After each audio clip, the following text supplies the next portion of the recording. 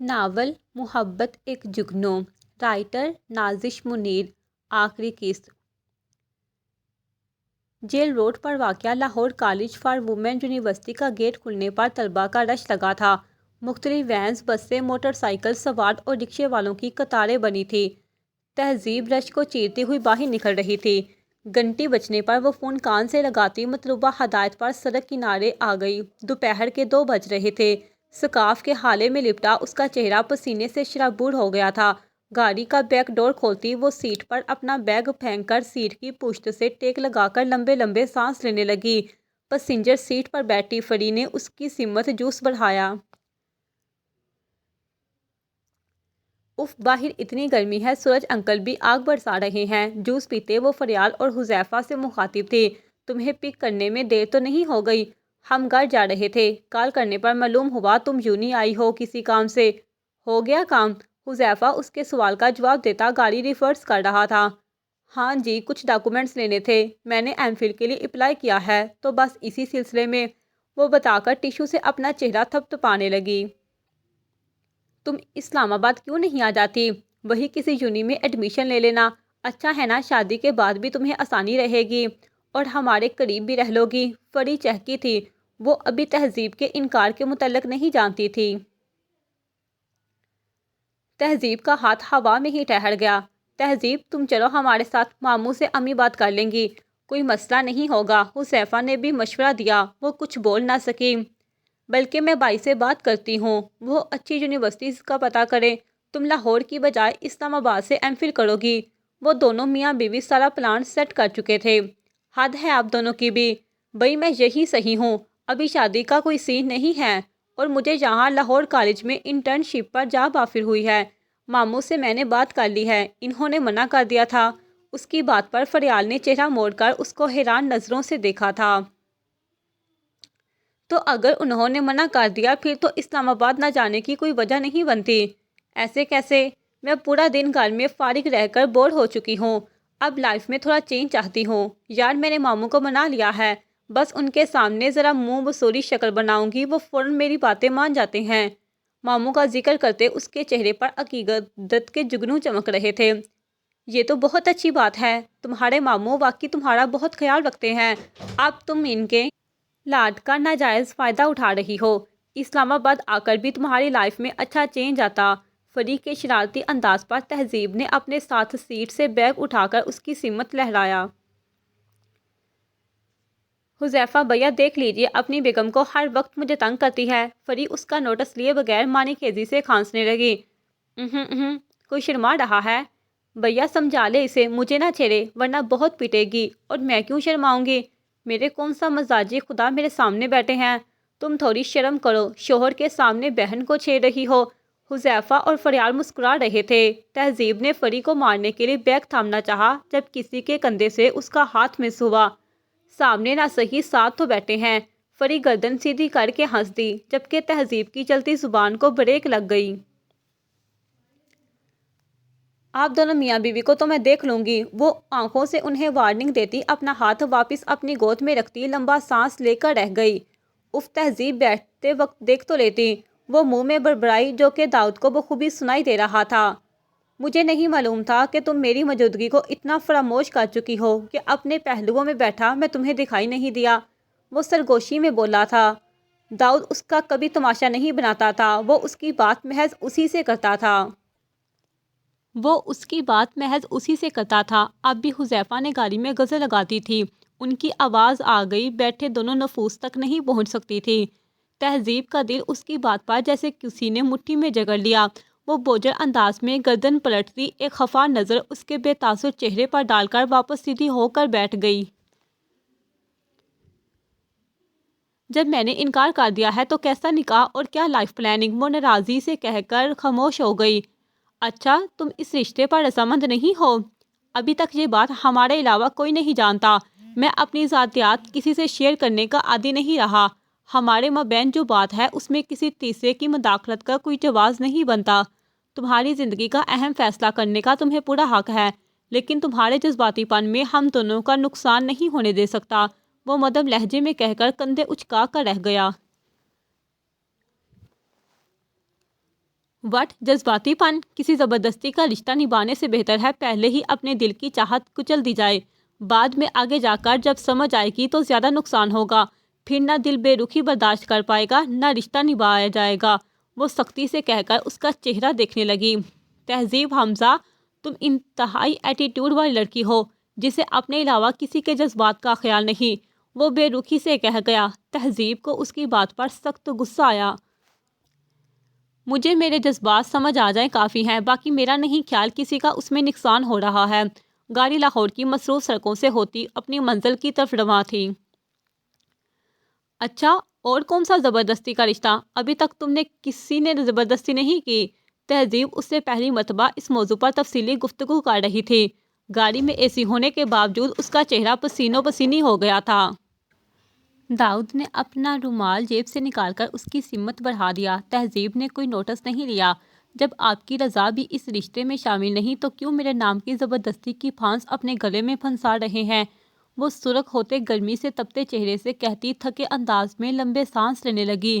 داؤد یوں ہی رومال والا ہاتھ اس کی سمت بڑھائے ہوئے تھا۔ وہ اس کا چہرہ پڑھ لیتا تھا۔ وہ عجیب کشمکش کا شکار تھی۔ وہ اس کی غلط فہمی دور کرنا چاہتا تھا، لیکن اس جذباتی لڑکی کے تھکتے اعصاب پر وہ اس سے مزید بحث کا ارادہ مت بھی کرتا سختی سے رومال اسے تھماتا کھڑکی سے باہر دیکھنے لگا۔ تہذیب کے لیے اس کے بدلتے موڈ سوئنگ سمجھنا مشکل ہوتا جا رہا تھا۔ وہ چہرہ تھپ تھپا کر اسے رومال لوٹانا چاہ رہی تھی، لیکن اپنے اندر ان کی سرد گفتگو کے اختتام پر وہ اسے پکارنے کی ہمت نہیں رکھتی تھی۔ دل میں افسوس، آنکھوں میں کمی سی رہتی ہے، زندگی میں شاید کوئی کمی سی رہتی ہے، مجھ سے روٹھ جاتے ہیں اکثر اپنے وسیع، شاید میرے خلوص میں کمی سی رہتی ہے۔ سگنل پر گاڑی رکی، گجرے بیچتا لڑکا ان کی گاڑی کا شیشہ بجاتا قریب آیا۔ صاحب جی، بیگم صاحبہ کے لیے گجرے لے لو۔ لڑکے کی بات پر حذیفہ کے لب مسکرائے۔ وہ فری کے گجرے خریدتا تہذیب کی جانب مڑا تھا۔ تہذیب، تم لو گی؟ ابھی وہ کوئی جواب دیتی جب ساتھ بیٹھا شخص بول اٹھا۔ تہذیب کو نہیں پسند، میرا نہیں خیال اسے گجرے چاہیے۔ وہ کندھے اچکا کر یقین دہانی سے بولا۔ It's okay. حذیفہ لڑکے کو پیسے پکڑاتا گردن موڑ گیا۔ تہذیب کے کھلتے لب سکڑ گئے۔ اس نے غصے سے داؤد کو گھورا تھا۔ اسے معلوم تھا اسے پھول کتنے پسند تھے اور گجروں میں تو اس کی جان بستی تھی۔ اس کی گھوری کو اگنور کرتے اس نے لڑکے کو اشارے سے اپنی طرف بلایا۔ گجرے خرید کر وہ ان کی درمیان خالی جگہ پر رکھ چکا تھا۔ تہذیب کا دل بڑھ آیا۔ تہذیب نے خود گجرے خریدنے چاہے، بھیا کو بھی منع کر دیا اور خود بھی نہیں لے کر دینے، میں خود لے لوں گی۔ اس نے بڑبڑاتے ہوئے شیشے کی سمت ہاتھ بڑھایا۔ داؤد نے درمیان میں ہی اس کا ہاتھ پکڑ لیا۔ لڑکے کو سر کے اشارے سے منع کرتے داؤد نے شیشہ اوپر کر دیا۔ تہذیب نے غصے سے اپنا ہاتھ چھڑواتے منہ کھڑکی کی جانب کر لیا۔ اسلام آباد موٹر وے سے پہلے وہ لوگ راستے میں اسٹے کے لیے رکے تھے۔ وہ چاروں گاڑی سے اتر گئے تھے۔ کھانے کی میز پر ابھی تک داؤد اور تہذیب نہیں آئے تھے۔ فری نے گجرے بیگ سے نکالتے حذیفہ کے سامنے رکھے۔ کیا ہوا؟ تمہیں تو گجرے بہت پسند ہیں، پہنے کیوں نہیں؟ اس نے حیرانگی سے فری کی جانب دیکھا۔ حذیفہ، آپ کو نہیں پتا، افسانوں میں ہیرو ہیروئن کو اپنے ہاتھوں سے گجرے پہناتا ہے۔ وہ سر پر ہاتھ مارتی رہ گئی۔ فری، کتنی دفعہ بتاؤں، یہ انسانی دنیا حقیقت پر ہی مبنی ہوتی ہے۔ وہ مسکرا کر اسے گجرے پہنانے لگا۔ مجھے تو نہیں لگتا، ٹرکش ڈراموں میں تو ہیرو ہیروئن پر جان مار دیتا ہے۔ ایک آپ ہیں، گجرے لے کر بھی دیے تو وہ بھی خود کہہ کر پہنوا رہی ہوں۔ وہ ناک سکوڑ کر بولی۔ فری ایک لاابالی افسانی دنیا میں جینے والی نادان سی لڑکی تھی۔ ٹرکش ڈرامے دیکھنا اور ناولز پڑھنا اس کا پسندیدہ مشغلہ تھا۔ وہ زیادہ کسی سے فری نہیں ہوتی تھی، بس اس کی فیملی کے گرد ہی اس کی زندگی گردش کرتی تھی۔ اس کے خوابوں میں ایک پرنس چارمنگ ہمیشہ رہا تھا جو اس کا ہاتھ تھام کر اسے زندگی کی جگنوؤں سے روشناس کروائے۔ وہ امراح کی طرح جلی بنی کسی آلیان کا انتظار کرتی تھی۔ وہ امامہ کی طرح کسی سالار کو نخرے دکھانا چاہتی تھی۔ حیا بنی کسی جہان کی حفاظت چاہتی تھی۔ حورین بنی کسی مزمل کا اپنے ساتھ سایہ کی طرح چاہتی تھی۔ زمر بنی کسی فارس سے نوک جھوک کرنا چاہتی تھی۔ لیکن اس کا ذہن جانتا تھا یہ سب افسانوی کردار ہے، لیکن وہ اپنے ہم سفر میں ان سب کی جھلک چاہتی تھی۔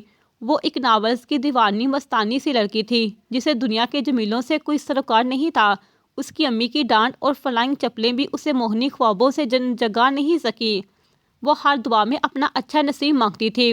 جب یونی کے آغاز میں اس نے نماز کے بعد دعا کرتی امی سے اپنے لیے اچھا کیریئر مانگنے کی دعا کا کہا تو وہ حیران نظروں سے اسے دیکھنے لگی۔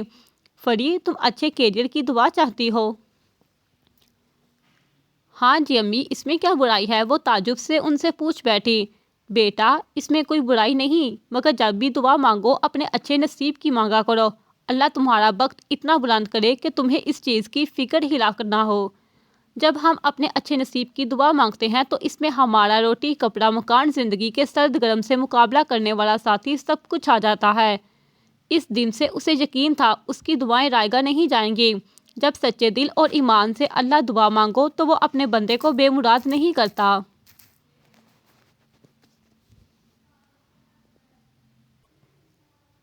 حذیفہ بے شک افسانوی کرداروں جیسا نہیں تھا، لیکن اس کی چاہت کو ترجیح دیتا تھا۔ رشتے نبھانے کو احساس چاہیے ہوتا ہے اور وہ احساس کرنا جانتا تھا۔ ان کے رشتے کی خوبصورت یہ تھی کہ وہ ایک دوسرے کو سمجھتے تھے۔ ہمیشہ میں نہیں کی جاتی، کبھی اپنے ساتھی کی چاہت کو اول رکھا جاتا ہے۔ وہ دونوں اپنائیت کے ذریعے اپنے رشتے کی ترجیحات نبھاتے تھے اور اپنے احساسات اپنے ساتھی تک بخوبی پہنچاتے تھے۔ یہ الفاظ ہی ہوتے ہیں جو رشتوں کی الفت کو مزید گاڑھ کر کرتے جاتے ہیں۔ حذیفہ نے بڑی چاہت سے فری کے ہاتھوں میں گجرے پہناتے اس کے قریب ہوتے گمبھیر لہجے میں کہا، I call you honey because you are so sweet. I call you angel because you are so beautiful. I call you baby because you are so huggable. I call you cutie because you are the only one I notice. I call you my love because you fill my heart. I call you sunshine because you light up my life. I did love to hear you call me only mine. اس کے انداز پر free jump گئی۔ حذیفہ کے لب اس کے شرمانے پر مسکرا دیے۔ تہذیب اپنا گاڑی میں ہی بھول آئی تھی۔ وہ پارکنگ میں گاڑی کا پچھلا دروازہ کھولتی اپنا بیگ اٹھانے لگی جب سیٹ کے درمیان میں گجروں کے ساتھ ایک لفافہ پڑا تھا جس پر اس کا نام لکھا تھا۔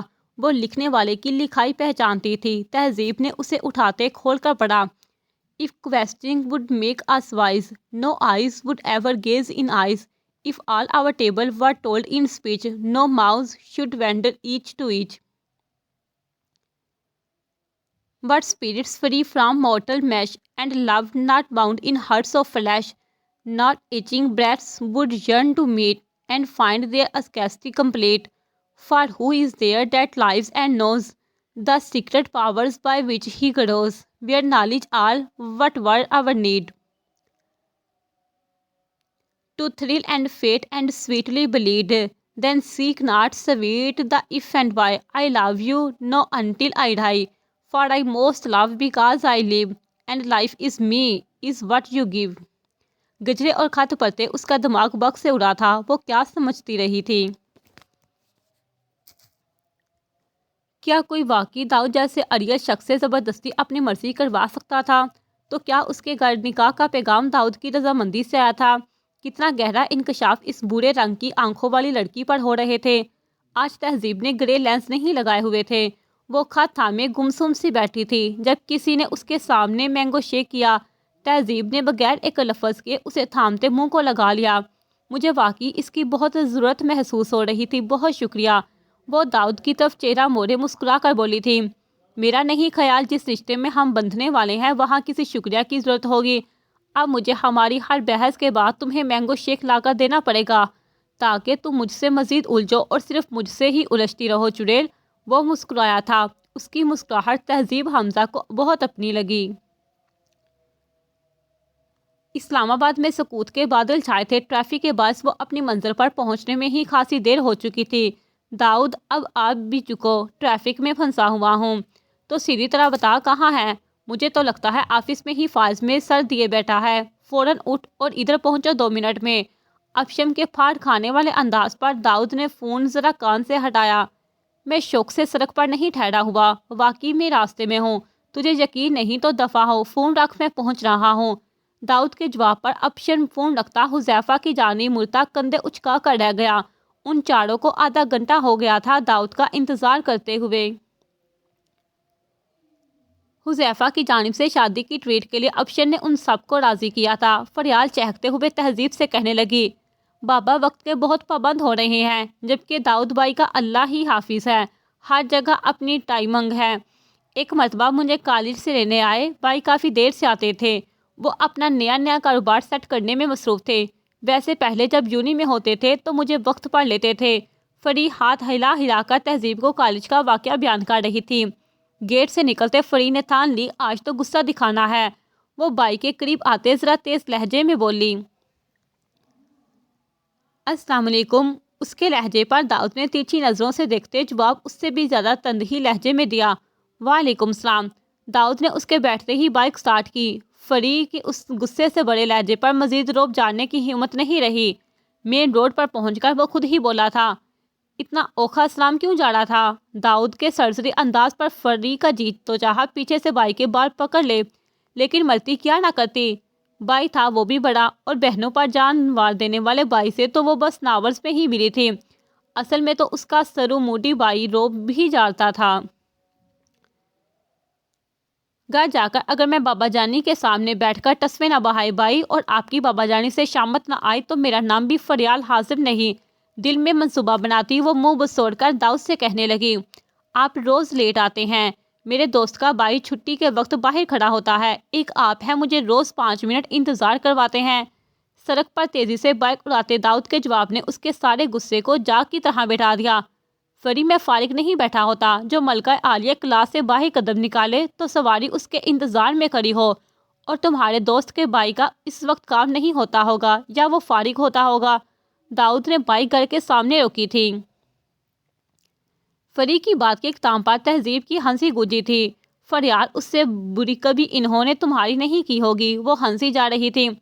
ارے میں بھی انہی کی چھوٹی بہن تھی، میں رات کو بابا جامنے کے سامنے ایسا منہ بسوڑ کے روئی کہ بھائی روز ٹائم پر لینے آتے تھے۔ فری نے اپنی حرکت پر خود کو شاباشی دی۔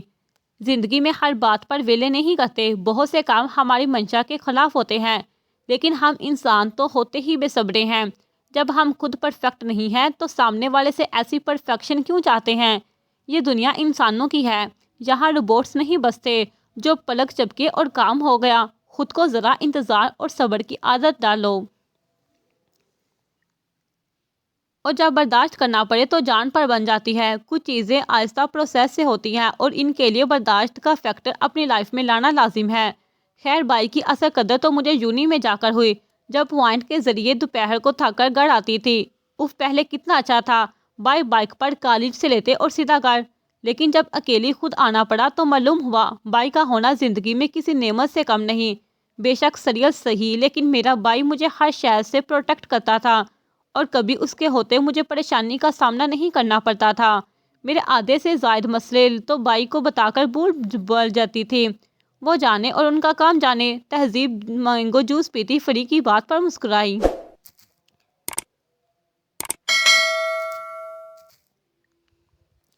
بھائی کسی مہربان درخت کی طرح ہوتا ہے جو خود دھوپ میں جلستا ہے اور اپنی بہن کو اپنے سائے میں زباننے کی ہر اچھی بری شے سے بچا کر رکھتا ہے۔ کبھی چاہت کا اظہار نہیں کرتا، لیکن اس کے ہر عمل سے اپنائیت جھلکتی ہے۔ فری اس کی بات سے اتفاق کرتی تھی۔ وہ لوگ ونڈو شاپنگ کی غرض سے مال کی اوپری منزلی پر آ گئے۔ فری کی نظر میں سیاہ فراق آئی جس کی آستینے اور گلاس پر نفیس سفید موتیوں کا کام ہوا تھا۔ حذیفہ اس کی پسند پر وہ فراق خرید رہا تھا جب فری نے اس کے کان میں سرگوشی کی۔ اس کی بات پر حذیفہ نے سر اٹھا کر سامنے موجود جوڑے پر نظر ڈالی۔ آپ ادھر کیوں دیکھ رہے ہیں؟ انہیں شک ہوگا جیسے ہم ان کے ہی بارے میں خسر پسر کر رہے ہیں۔ فریال نے اس کا بازو کھینچتے تنبیہ کی۔ تو کیا ہم نہیں کر رہے؟ اس نے ابرو چکاتے اپنی نادان بیگم کی سمت دیکھا۔ وہ شخص اپنی گرل فرینڈ کو پھولوں کا گلدستہ پیش کر رہا ہے، ایک آپ ہیں اپنی بیوی کو ایک پھول کی سوکھی ٹہنی نہیں لا کر دی۔ لڑکی کے ہاتھ میں تھامے سفید گلاب دیکھتے فری نے شوہر سے شکوہ کیا، فری تم نے سوکھی ٹہنی کیا کرنی ہے؟ وہ انجان بنا تھا، وہ اس کی گرل فرینڈ ہے، چاہے 10 دفعہ گلدستے پیش کرے، لیکن تم میری بیوی ہو۔ میں روز صبح شام محبت کا اظہار نہیں کرتا، لیکن ہمارے رشتے کی وفا اور چاہت کا اندازہ میں تمہیں روز اپنے عمل سے کرواتا ہوں۔ گمبھیر لہجے میں کہتے اس نے فری کی ناک دبائی۔ اس کا انداز پر فری سیکنڈز میں سرخ ہوئی تھی۔ گلابی لباس میں سرخ پڑتے چہرے پر حیا کی لالی سجائے وہ اس کے سیدھا دل میں اتر رہی تھی۔ مرد کی آدھی وفا زبان پر اور آدھی وفا اس کے عمل سے جھلکتی ہے۔ عورت کو اپنے شوہر کی وفا کے سوا کسی شے کی تمنا نہیں ہوتی۔ مرد کی دی ہوئی توجہ عورت کو نکھارتی جاتی ہے۔ رات کو گھر لوٹنے پر میچ اور خبریں دیتے وقت اپنا صرف کرنے والے مرد بیوی کی دن بھر کی رداز سنتے چرتے ہیں یا اسے جھڑک کر چپ کروا دیتے ہیں۔ انہیں اندازہ ہونا چاہیے بیوی کا بہترین دوست اس کا شوہر ہی ہوتا ہے۔ وہ شوہر کو دل کا حال نہیں بتائے گی تو کس سے کہے گی؟ زیادہ سے زیادہ اپنی امی کو فون ملا کر دل کھولے گی، لیکن جب ساتھی لن تن کرنے لگے تو دل کی خواہشات دم توڑنے لگتی ہیں۔ حذیفہ کا اس کی پسند کی سیاہ فراق خریدنے پر فری کا چہرہ کھل اٹھا تھا۔ وہ مسکراتی ہوئی تہذیب کی جانب آئی جو سرسری انداز میں چیزیں دیکھ رہی تھی۔ تہذیب یہ کپڑ آفیشل نہیں ہے۔ فری ابھی تک اسی جوڑے کی طاق میں تھی۔ جب تم ان کا نکاح پڑھوا کر یہ نئے کام کراؤ۔ ابشم نے ناک سے مکھی اڑائی۔ مجھے تو اس کی بیوی لگ رہی ہے۔ تہذیب نے ان کی جانب نظر گھمائی۔ بیگم کے اتنے نخرے صرف کہانیوں میں ہی مرد اٹھاتے ہیں۔ فری کی سوئی وہیں اٹکی تھی۔ کہانیوں میں پرنس چارمنگ اکثر روایتی مرد ہی ہوتے ہیں۔ تم کیسے کہہ سکتی ہو ایک وفادار مرد اپنی بیوی کے نخرے نہیں اٹھاتا؟ محبت ہر حالت میں چاہے بہار ہو یا خزاں ہمہ وقت اپنے ساتھی پر سایہ دار درخت کی طرح اپنی ذات سے اسے راحت بخشنے کا نام ہے۔ جب موسمی طوفان میاں بیوی کے رشتے پر اثر انداز ہونے لگے تو یقین کے پودے کو دونوں ساتھی اپنے دل اور جان سے بیچتے ہیں۔ ہر رشتہ احساس اور توجہ طلب کرتا ہے۔ اور کیا میں تمہارے نخرے نہیں اٹھاتا؟ وہ آخر میں بگڑا تھا۔ حذیفہ کی غصے سے تنی ہوئی ناک دیکھتے فری کو اس پر رچ کر پیار آیا۔ وہ آگے بڑھتی اس کا بازو تھامتے مان سے بولی تھی، میں آپ کی بات نہیں کر رہی۔ آپ تو میری زندگی میں ہمہ وقت بہار کی نوید لانے والے میرے حور ہیں۔ اس کے انداز پر حذیفہ کو ہنسی آئی جبکہ ان تینوں کی ہنسی پر وہ چیمپ گئی۔ میں تو اس فلرٹی آدمی کی بات کر رہی تھی۔ کنفرم لڑکی کو امپریس کرنے کے چکروں میں ہے۔ وہ آنکھیں ترچھی کیے انہیں گھورنے لگی۔ اس شخص نے لڑکی کا ہاتھ پکڑا ہوا اب بنا پرمٹ تو نہیں ہوگا۔ تہذیب نے لاجک لگائی۔ میری جان یہاں آئے دن لائف لائن رانگ نمبر میں تبدیل ہوتی ہے۔ تم کس دنیا میں جی رہی ہو؟ تہذیب نے اس کی بات پر تعصب سے سر جھٹکا۔ فری کی مسلسل اسی سمت نظروں پر اس شخص نے چونک کر فری کی جانب دیکھا۔ حذیفہ کا دھیان اسی جانب تھا۔ اسے آدمی کی اس حرکت پر غصہ چڑھا۔ ادھر میری طرف دیکھ کر بات کرو۔ فری کو پکڑ کر اپنی طرف اس کا چہرہ موڑتے وہ سہولت سے گیا ہوا۔ چیپ انسان اب ادھر ہی دیکھ رہا ہے۔ تہذیب نے ناک کوڑی۔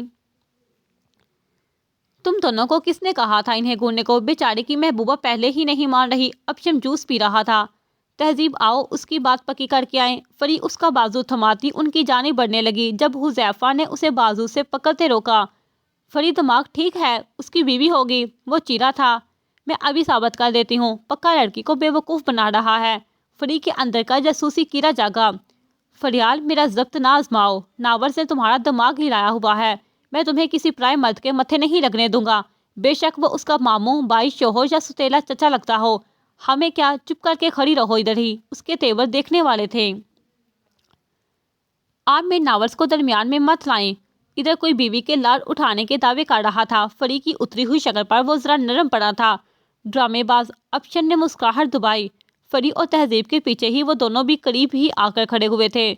اللہ اکبر! میری بہن کی غیر مشروط وفا کی دھجیاں اڑاتے ہوئے یہاں اپنی محبوبہ کے لاڈ پورے کیے جا رہے ہیں۔ فریال افسوس سے اس جوڑے کے سر پر پہنچ کر دہائی دیتے تہذیب کا کندھا ہلا رہی تھی۔ ایکسکیوز می، آپ کون؟ لڑکے نے ابرو چکائی۔ قیامت تو آج ہی آنے والی ہے۔ توبہ توبہ، اپنی اکلوتی بیوی میری اس بہن کو پہچاننے سے ہی انکار کر دیا۔ ابشم نے اس کی اداکاری پر کہہ کر ضبط کرنے کو منہ دوسری جانب موڑ لیا۔ وہ ان سے ذرا ہٹ کر کھڑے تھے۔ ابشم، یہ لڑکی کیا کہہ رہی ہے؟ تمہاری بیوی؟ لڑکی نے دل پر ہاتھ رکھا تھا۔ کہیں اسے ہارٹ اٹیک تو نہیں آنے والا؟ تہذیب نے فری کے کان میں سرگوشی کی۔ پیاری، اپنا راستہ ناپو اور چلتی بنو۔ میرا بہنوئی ایک نمبر کا چرسی آدمی ہے۔ بیوی پر ظلم کرتا ہے، جوا کھیلتا ہے۔ گھر کا خرچہ بھی ہماری امی کے بھیجے ہوئے پیسوں سے چلتا ہے۔ بیوہ ماں کہاں تک بیٹی کا گھر چلاتی؟ بیچاری بیمار پڑی تو ان کی دوائیاں اجازت نہ دیتی اسے رقم بیچنے کی، تو اب بیوی کو ہماری دہلیز پر چھوڑ گیا ہے۔ وہ پکا آج ان کا بریک اپ کروانے والی تھی۔ فری کی باتوں پر تہذیب کا دل کانپا تھا۔ انجم، یہ لڑکی کیا بکواس کر رہی ہے؟ لڑکی کی دار پر فریال کا دل دھڑکا تھا۔ کہیں وہ زیادہ تو نہیں گر گئی؟ وہ میرا یقین کرو، میں انہیں نہیں جانتا، بلکہ میں تو انہیں آج پہلی مرتبہ دیکھ رہا ہوں۔ اور اسے سمجھ نہیں آ رہی تھی کہ کیا بولے۔ اب اپنی محبوبہ سے چھپا رہے ہو؟ فری تہذیب کو پکڑتے یقین سے بولی، یہ آپ کی بیوی ہے۔ لڑکی نے اس کی بات پر روتے ہوئے آگے بڑھتے لڑکے کو زور سے تھپڑ رسید کیا۔ مجھے شرم آ رہی ہے، تم جیسے گھٹیا شخص سے میری شادی ہوئی ہے۔ وہ چہرہ ہاتھوں میں چھپاتی پھوٹ پھوٹ کر رونے لگی۔ فریال اور تہذیب نے ایک جھٹکے سے چہرے اٹھائے۔ ابشم اور حذیفہ تیزی سے ان کی سمت موڑے تھے۔ لڑکی نے ان کے سروں پر بم ہی پھوڑا تھا۔ لڑکے نے ضبط سے اس چلتی زبان والی لڑکی کو گھورا تھا، ان کی طرف مڑتا گیا ہوا۔ اچھا تو یہ میری بیوی ہے؟ فریال نے تہذیب کا بازو پکڑا۔ لڑکا 2 قدم آگے بڑھا۔ اگر تجھے میری بیوی ہے تو میں اسے ساتھ لے کر جاؤں گا۔ الحمدللہ 2 بیویاں افورڈ کر سکتا ہوں۔ لڑکے نے غصے سے سرخ پڑتے چہرے سے کہا۔ اس کی بیوی نے بہت دکھ سے تہذیب کی جانب دیکھا۔ تہذیب سختی سے فری کو تھامے ہوئے تھی۔ نہیں گھرانا، اب بات بڑوں کے سامنے ہوگی۔ وہ نکلنے لگی جب وہ ان کے راستے میں آیا۔ ایسے کیسے میری بیوی کو لے جا سکتی ہو؟ تہذیب اس کے تیور دیکھتے گش کھاتے فوراً موڑی۔ وہ اس کی پرس کی زنجیر تھامتا آگے بڑھا۔ اپنی بہن کی باتوں میں مت آؤ، میں اپنے پچھلے رویے کی معذرت چاہتا ہوں۔ آخر کو میری بیوی ہو، مجھے ایک موقع نہیں دو گی کیا؟ اس شخص کی شکل وہاں موجود تینوں لڑکیوں کو زہر لگی تھی۔ باڑ میں جائیں آپ اور آپ کی بیوی، وہ رو دینے کو تھی۔ فری چلو۔ وہ چاروں وہاں سے نکلنے کی کر رہے تھے جب لڑکا اس کے راستے میں آ کھڑا ہوا۔ ایسے کیسے جانے دے سکتا ہوں؟ مسٹر سائڈ پر ہٹو۔ ابشم اور حذیفہ کی مداخلت پر وہ مزید پھیلا تھا۔ تہذیب چلنے لگی۔ جب لڑکا تیزی سے اس کی جانب ہاتھ بڑھاتے اس کی کلائی تھامنے والا تھا، تبھی کسی نے اس کا بازو سختی سے پکڑتے تہذیب سے جھٹک کر دور کیا تھا۔ داؤد نے اپنے بازو کی اوٹ میں تہذیب کو کرتے جرحانہ انداز میں لڑکے کو دیکھا۔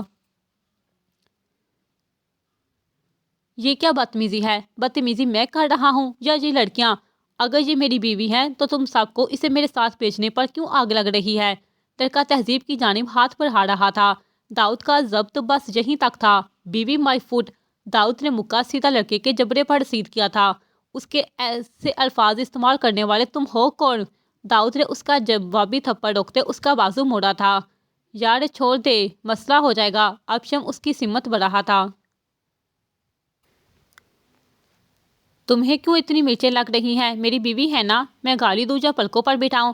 لڑکا تمسخرانہ انداز میں بولا۔ داؤد نے زور سے اپنا سر اس کے سر پر مارا تھا۔ وہ اسے مزید پنچ مارنے لگا جب تہذیب اس کا بازو تھامتے چیخی۔ داؤد مت کرے پلیز، وہ رونے لگی تھی۔ حذیفہ اور ابشم نے انہیں چڑھایا تھا۔ لوگ جمع ہوتے ہی اس سے پہلے فریال حذیفہ کو کھینچتے باہر بھاگی۔ تہذیب اور ابشم نے داؤد کو بازو سے کھینچتے اپنے ساتھ لیا۔ وہ لڑکا پیچھے انہیں سلواتے سناتا اپنی بیوی کی جانب بڑھا جو رونے کا شکر فرما رہی تھی۔ پارکنگ میں آ کر گاڑی کا نکالتے داؤد نے غصے سے انہیں دیکھا۔ یہ کیا گھٹیا حرکت تھی؟ وہ تیز لہجے میں بولا۔ تہذیب بہن چپ کر جاؤ ورنہ یہ عجیب آدمی اپنی بہن سمیت ہم سب کو گاڑی سے باہر پھینک دے گا۔ ابشم کی بیچارگی شکل پر تہذیب نے آنسو پہنچے۔ داؤد ذرا بینچیں ڈائر کر رہا تھا۔ ریسٹورنٹ کی پرسکون فضا میں کھانا کھاتے 4 نفوس داؤد کی طرف سے ہونے والی کلاس کے منتظر تھے۔ کھانا سہولت سے کھایا گیا۔ یہ کیا حرکت تھی؟ گدھے جتنا تم لوگوں کا قد ہے لیکن حرکتیں بچوں والی ہیں۔ ہوتا کوئی بدتمیز ایک لگاتا اور لے جاتا ساتھ، کیا کر لیتی تم اور تم دونوں نے انہیں یہ فضول ایڈونچر کرنے دیا۔ ابشم کا آئس کریم کھانا ہاتھا فضا میں رکھ گیا۔ وہ ٹکر ٹکر داؤد کی سمت دیکھ رہا تھا۔ مت دیکھ اسے ایسے، میری بہن سامنے بیٹھی ہے۔ حذیفہ نے مسکراہٹ ضبط کرتے ابشم کو کندھا مارا۔ یارے بس ریلیکس، کچھ نہیں ہوا۔ حذیفہ نے اسے نارمل کرنا چاہا۔ اچھا کچھ ہونے کا انتظار کر رہے تھے؟ ان تینوں سے تو مجھے کوئی عقل مندی کی امید نہیں۔ تم ذرا اپنا بیجا چلا لیتے۔ داؤد کی توپہ کا رخ اب اس کی سمت تھا۔ سرو تو چپ کر، ایسے ہی کچھ ہو جاتا، ہم ان کے ساتھ ہی تھے۔ ابشم اسے ایموشنل کرنا چاہا۔ بالکل نظر آ رہا تھا مجھے، کس کا کتنا بےہودہ آئیڈیا تھا یہ بیوی والا۔ اس نے سینے پر بازو باندھتے کرسی کی پشت سے ٹیک لگائے باری باری ان چاروں کی بسوری ہوئی شکلیں دیکھی۔ اب کیا گولی مارے گا؟ میری بہن کسی کی بیوی نہیں، بس ایک مذاق تھا۔ حذیفہ نے اسے آنکھیں دکھائیں۔ بس کنفرم ہو گیا، میری بہن ہی چلی تھی اچھی بابی ہونے کا فرض نبھانے۔ زیادہ ہی جلدی ہے نن سے جان چھڑوانے کی، مجھے بتا دیا ہوتا ہم آج ہی نکاح بھی پڑھوا دیتے۔ داؤد سمجھ گیا تھا حذیفہ اتنی حمایت ابشم کی تو کرنے سے رہا۔ کس سے؟ اس لڑکے سے یا تم سے؟ ابشم کی بات پر تہذیب کو اچھل آ گیا۔ تہذیب کے نارنجی دوپٹے کے حالے میں لپٹے چہرے پر اس کے نام پر تیزی سے گلاب ہوتے گال دیکھتے داؤد کے لبوں پر دل فریب مسکراہٹ رینگی۔ اس کے کانوں کی لویں گلابی پڑتے وہ آنکھیں بند کرتی رخ موڑ گئی۔ کہیں کوئی اس کا چہرہ نہ پا لے، لیکن سامنے موجود شخص اس کا ہر رنگ پہچانتا تھا۔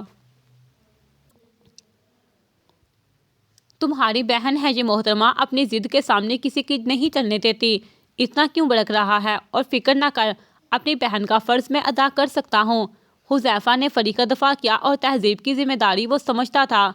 فی الحال تم فری کو کچھ کہہ کر میرا ہی نقصان کرو گے، خود تو رومیو صاحب نکل جاؤ گے، بیوی کے نخرے مجھے اٹھانے پڑیں گے۔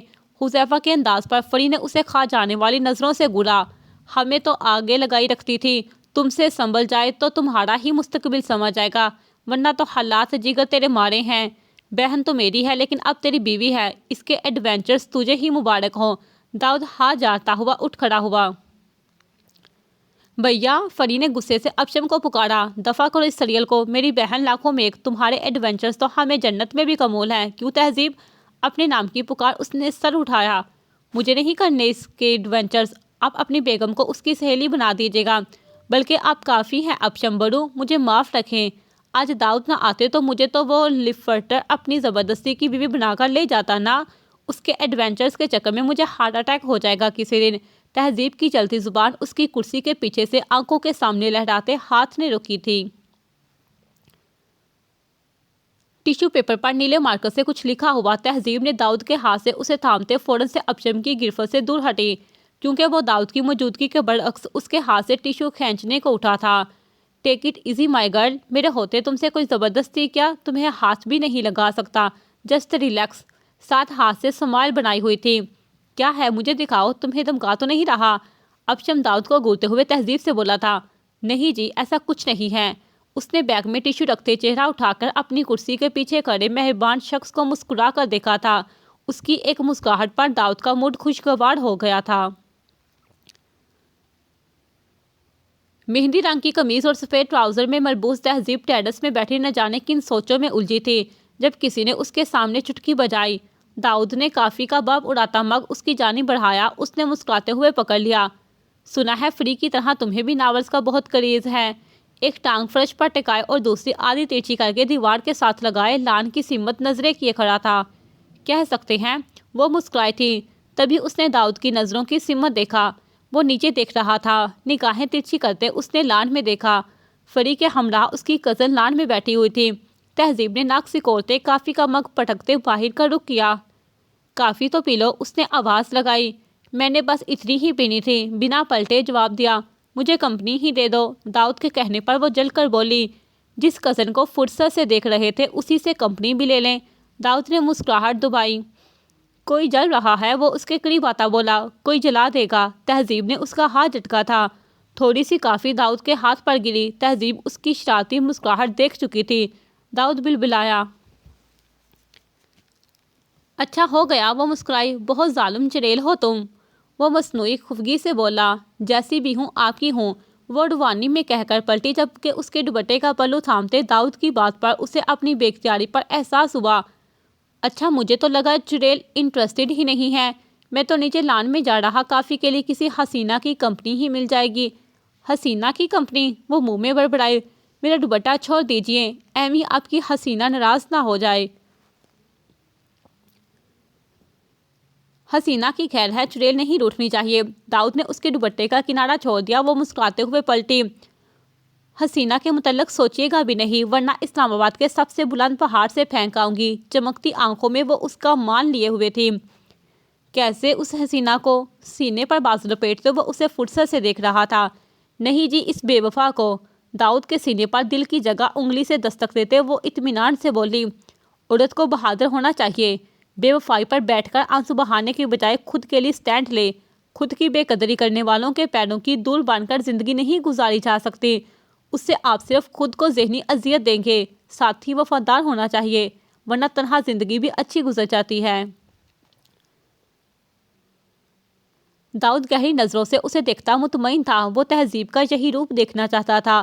وہ اسے اپنے لیے سٹینڈ لینا سکھانا چاہتا تھا، جو کسی بھی بغیر زندگی کے جگنو تھامنے کا حوصلہ رکھتی ہو، جو سفر میں گرے تو اٹھ کر چل کر واپس دوڑنا جانتی ہو، جس کا حق اس سے کوئی نہ چھین سکے، جو کسی کی خود پر بے جا کمیت برداشت نہ کرے، جو خود کی ذہنی صحت کا بہت خیال رکھے، جو مسکرائے تو اس کی کھلکھلاہٹ سے زندگی کے جگنو مہکنے لگے۔ اپنی تہذیب کے اس روپ کو دیکھ کر اس کا دل پرسکون ہو گیا تھا۔ اس کی تہذیب زندگی کے جگنوں اس کے سنگ اپنی مٹھی میں لے چکی تھی۔ زندگی گزارنے کے لیے وفادار ساتھی مل جائے تو زندگی کے جگنوں جگمگانے لگتے ہیں۔ ختم شد۔